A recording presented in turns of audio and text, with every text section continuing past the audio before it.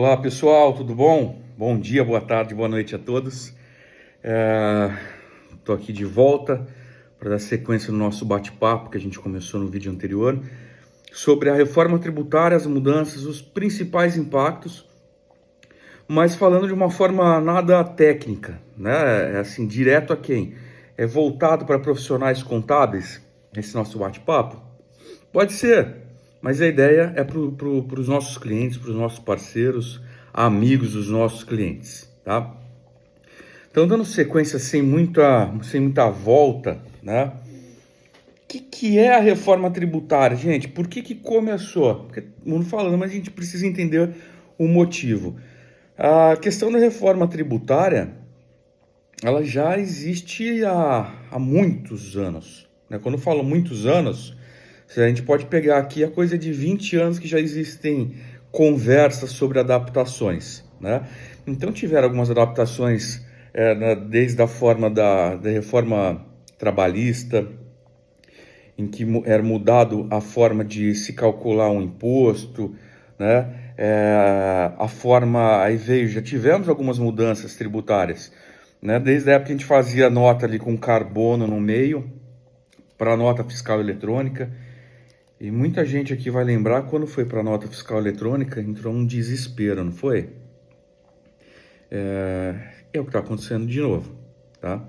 Então, a reforma tributária, ela teve um princípio de fazer com que o Brasil, não sei se todo mundo sabe, o sistema brasileiro tributário, ele é considerado o mais complexo e o mais seguro e tecnológico do mundo.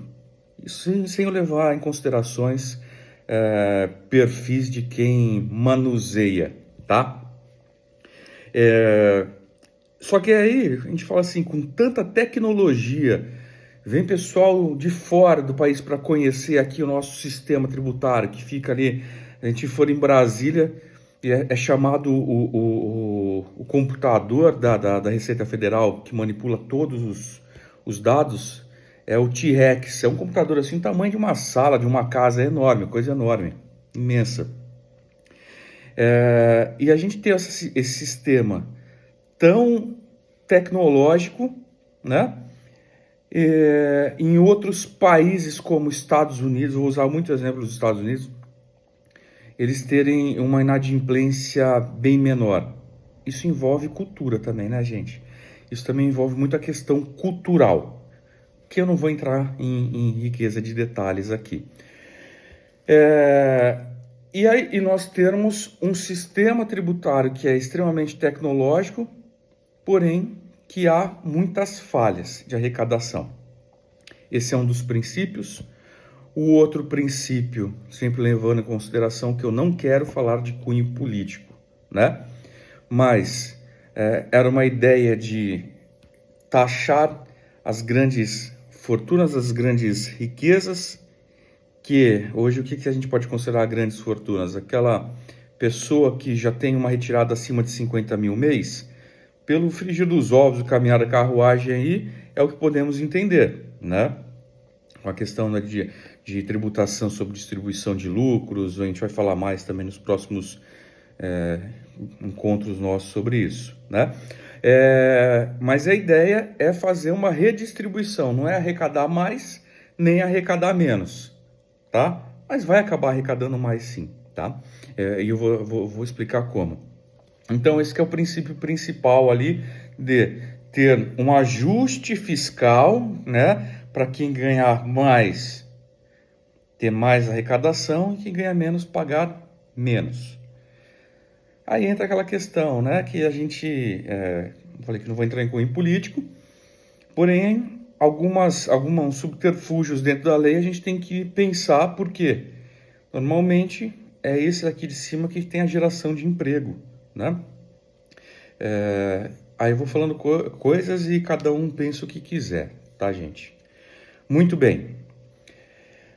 Falei sobre esse caso, que quem efetivamente vai pagar mais? Quem não paga nada de imposto, e quando você paga R$1, você já está pagando o dobro, né? Do que a gente que está acostumado. Então, esses que vão sofrer mais, né? e sobre o split payment. O que é o split payment? Hoje já existe isso, gente. Muita gente aqui já trabalha. Na verdade, eu acho que todo mundo já trabalha com split payment. O que é? Quem trabalha com maquininha de cartão? Seu cliente vai lá, pagou a maquininha fez a compra, passou o cartão, R$100, entra 98 na sua conta e fica 2 com a administradora, né? Isso já é o split payment, é a divisão ali do pagamento, tá?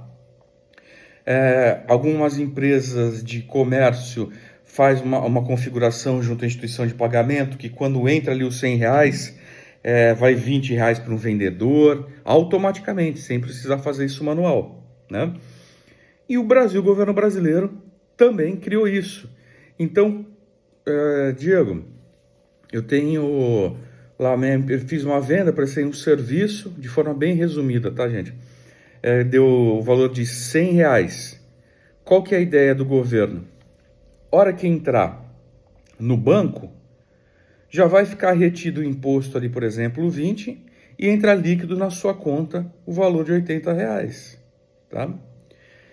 Diego, isso começa a partir de quando? Em 2026 começa o sistema de teste da Receita Federal. Efetivamente vai começar em 2027, essa parte da divisão dos impostos, dos tributos, né? Por que eu estou invertendo também, tá, gente? Os assuntos falando já dessa parte de divisão sem falar dos impostos. Porque é o que as pessoas elas são mais preocupadas. Então eu vou falando aqui por questão de procura de assunto. Em outros vídeos eu vou falar por atividades específicas. Uma coisa que é a tendência que aconteça, né? Hoje a gente não pode negar que a gente trabalha com dinheiro do imposto por um certo tempo. Exemplo, quem está no Simples Nacional fez uma nota dia 1º de novembro, o imposto vai vencer dia 20 de dezembro, quer dizer, a gente fica ali 50 dias aproximadamente trabalhando com o dinheiro do governo. E com esse split payment, com esse projeto, existe a lei, mas ela não está definida, tá, gente? Então, por mais que vocês falem assim, eu quero começar agora dia 2 de janeiro de 2026, já pagar o imposto na fonte. Não tem como ainda não tem como porque não foi definido ali os pequenos detalhes, como que vai funcionar a plataforma, como que vai ser, a gente já sabe o conceito como será. Que é um conceito que existe, por exemplo, nos Estados Unidos. Você vai comprar uma latinha de refrigerante, tá lá, $1 e mais 10 centavos de imposto. Então você paga R$1,10, sabe que seu produto foi R$1, né? E a loja vai repassar os 10 centavos ali para a União. E lá é tudo ainda no papel, mas há arrecadação efetiva, tá?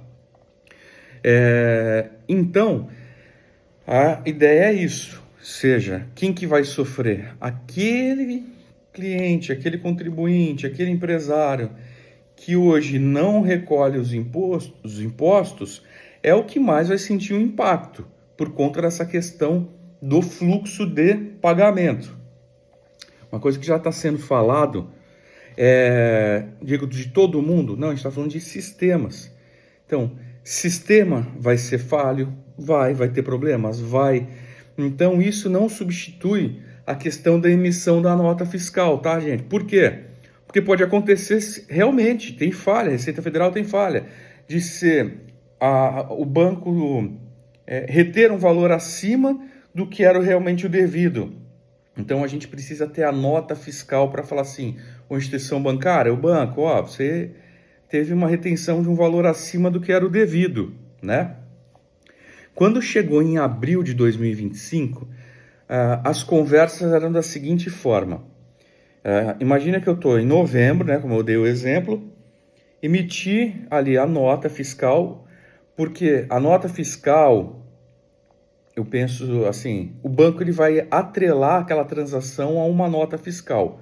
Como que o banco vai atrelar isso? Então, certamente no ato da gente fazer um Pix, né, vamos ter que colocar dados que efetivamente relacionem que aquele valor de entrada é referente a uma nota X emitida. Então, com certeza, o sistema vai ter dados que a gente vai ter que preencher numa transação bancária em que vamos ter que informar os dados de uma nota fiscal, né? Não sabemos como isso ainda.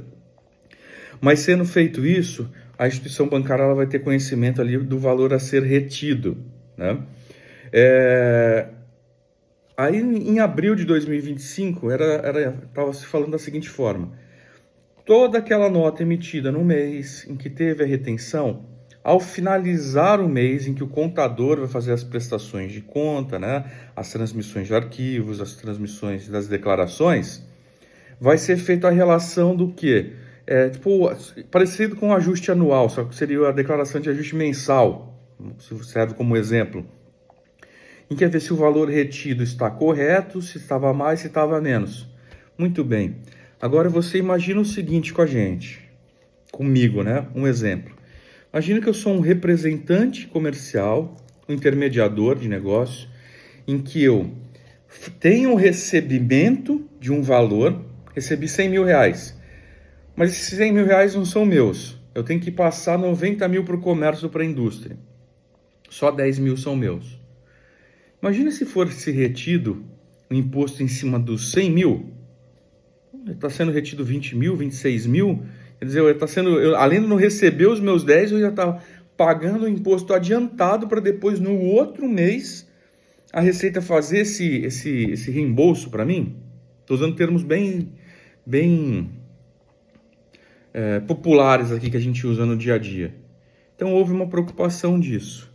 Quando chegou em agosto já mudou, não vai ser, não vai precisar esperar todo esse mês. Imagina se ali de um tempo para o outro seja 72 horas. E aí agora em outubro já ficou facultativo para 2026, porque são testes que vão ser realizados. Ou seja, isso que a gente está conversando no final de 2025, até meio de 2026 mudou muita coisa, até final de 2026 mudou muita coisa, até o início de 2027 mudou muito mais coisa, tá? Mas a ideia é essa. E o que eu falo assim, então vai acabar as declarações? Não.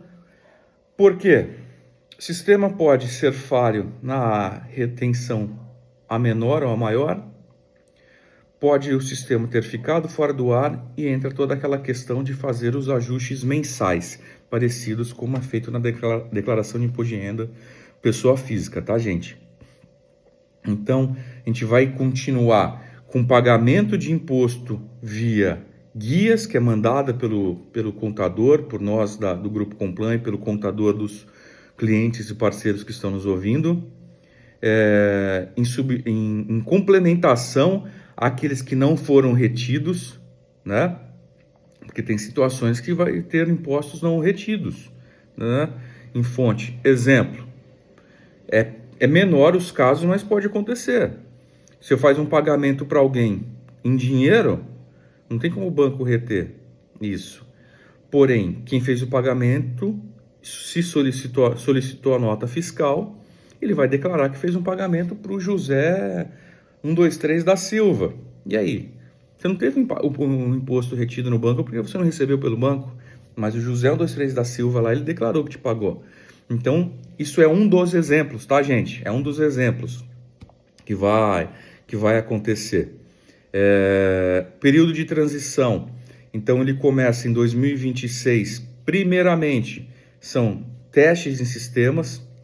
Em 2026, começa, primeiramente, já ativamente, para quem tem a locação, recebe locação de imóvel, seja por pessoa física, por pessoa jurídica, por Airbnb.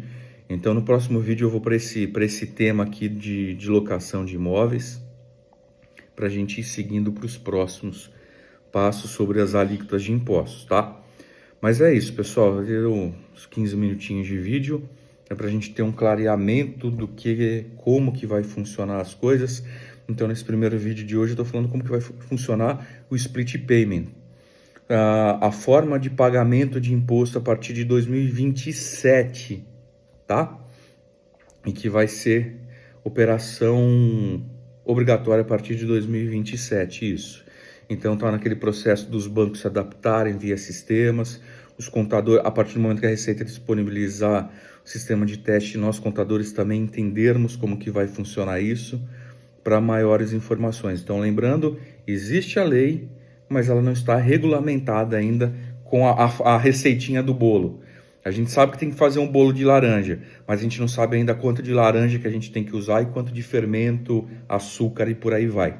Tá bom, pessoal? Então é isso. Obrigado mais uma vez. Até o próximo vídeo. O próximo vídeo, lembrando, eu vou falar sobre recebimento de aluguéis na pessoa física, jurídica, Airbnb, como que vai ser a tributação.